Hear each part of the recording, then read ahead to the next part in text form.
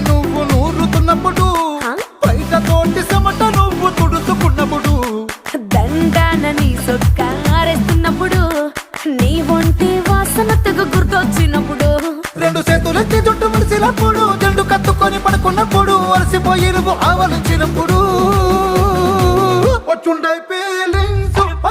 feelings వచ్చి వచ్చి చంపేస్తుండ